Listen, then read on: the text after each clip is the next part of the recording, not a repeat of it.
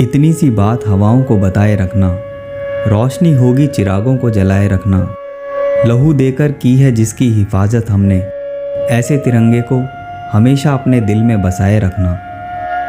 यूं ही नहीं मिली आज़ादी, देशभक्तों ने दी है अपनी जान की कुर्बानी।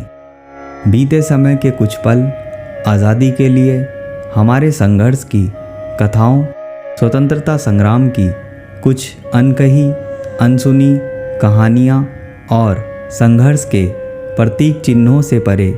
आइए देखें अपने उस इतिहास को जो अब सामने आ रहा है। ये कहानी है दुर्गा भाभी की। दुर्गा भाभी का जन्म 7 अक्टूबर 1907 को शहजादपुर ग्राम कौशाम्बी उत्तर प्रदेश में हुआ था। इनके पिता का नाम पंडित बांके बिहारी था। दुर्गा भाभी ने अपनी सारी संपत्ति क्रांतिकारी गतिविधियों को समर्पित कर दी। इन्होंने इनके पति श्री भगवती चरण बोहरा जी की बम ब्लास्ट में हुई शहीदी के बाद भी क्रांतिकारी गतिविधियों में लगातार सक्रियता दिखाई।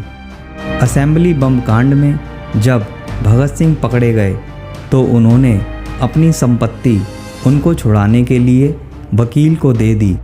9 अक्टूबर 1930 को दुर्गा भाभी ने गवर्नर हैली पर गोली चलाई, जिसमें गवर्नर हैली तो बच गया, लेकिन सैनिक अधिकारी टेलर घायल हो गया।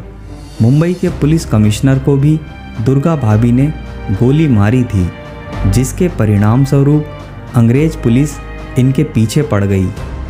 मुंबई के एक फ्लैट से दुर्गा भाभी और साथी यशपाल को गिरफ्तार कर लिया गया। दुर्गा भाभी का काम साथी क्रांतिकारियों के लिए राजस्थान से पिस्तौल लाना व ले जाना था। भगत सिंह और बटुकेश्वर दत्त जब केंद्रीय असेंबली में बम फेंकने जाने लगे तो दुर्गा भाभी और सुशीला मोहन ने अपने रक्त से दोनों लोगों को तिलक लगाकर विदा किया था।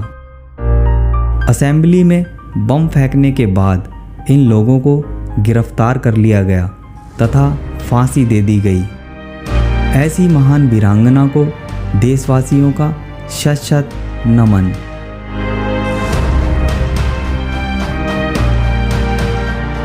आज़ादी के 75वें वर्ष में जब हम भारत की श्रेष्ठ परंपराओं, संस्कृति और ऐतिहासिक स्थानों और प्रतीकों से जुड़े गौरवशाली इतिहास के साथ आज़ादी का अमृत महोत्सव मना रहे हैं, ऐसे में हमारा देश संभावनाओं से भरे एक आशाजनक भविष्य की ओर देख रहा है।